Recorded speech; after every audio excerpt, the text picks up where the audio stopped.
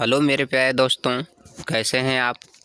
आज हम आपको रसायन विज्ञान क्या है और रसायन विज्ञान कितने प्रकार की होती है ये आपको हम पढ़ाने चल रहे हैं और बेहतरीन तरीके से आपको देंगे, क्योंकि अक्सर लोग पूछ लेते हैं कि रसायन विज्ञान क्या है, इसको कितने भागों में बांटा गया है, तो उसके बारे में हम आपको बता रहे हैं। तो चलिए बहुत ध्यान से समझिए।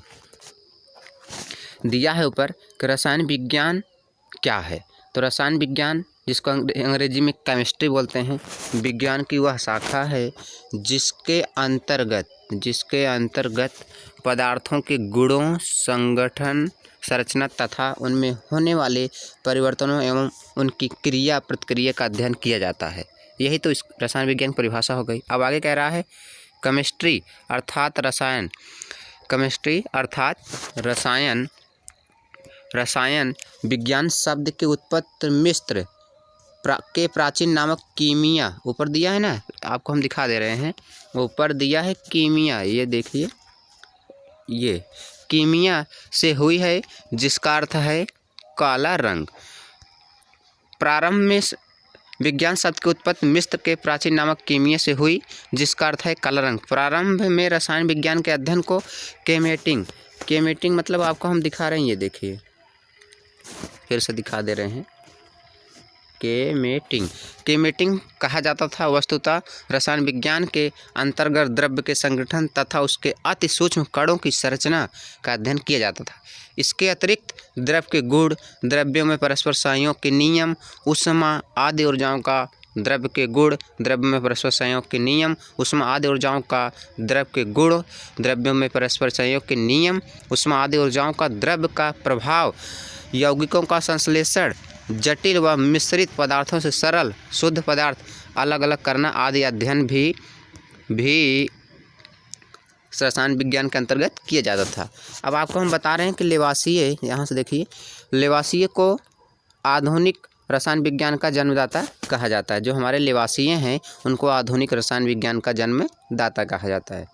रसायन विज्ञान की शाखाएं रसायन विज्ञान के अध्ययन को सरल बनाने के लिए उसे कई शाखाओं में बांटा गया है, जो निम्नलिखित हैं। तो निम्नलिखित आप ध्यान से समझिए कि भौतिक रसायन, देख रहे हैं, भौतिक रसायन, इसके अंतर्गत रासायनिक अभिक्रिया के नियमों तथा सिद्धांतों का अध्ययन किया जाता है। ये अपनी भाषा में आप कह सकते हैं कि भौतिक रसायन विज्ञान की वह शाखा है जिसके अंतर्गत रासायनिक अभिक्रिया के नियमों तथा सिद्धांतों का अध्ययन किया जाता है।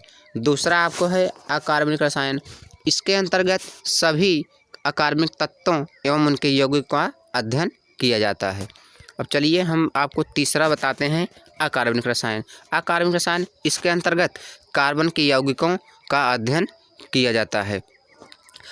कार्बनिक रसायन तीसरा है कार्बनिक रसायन। इसके अंतर्गत कार्बन के यौगिकों का अध्ययन किया जाता है, उसे हम कार्बनिक रसायन कहते हैं। और अकार्बनिक अंतर्गत सभी अकार्बनिक तत्वों में उनके यौगिकों का अध्ययन किया जाता है।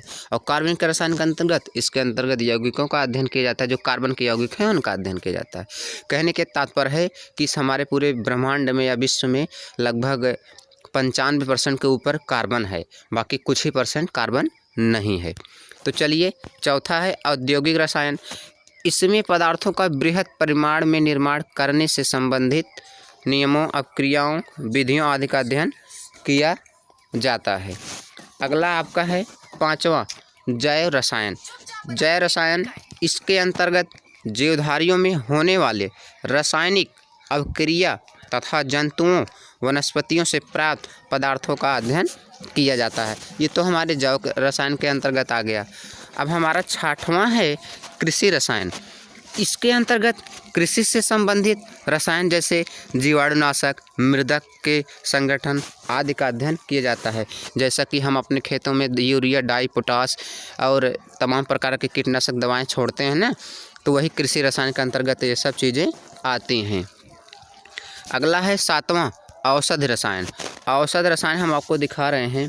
जो औषध रसायन है, इसके अंतर्गत मनुष्य में प्रयोग में आने वाली औषधियाँ, उनके संगठन तथा बनाने की विधियों का अध्ययन किया जाता है।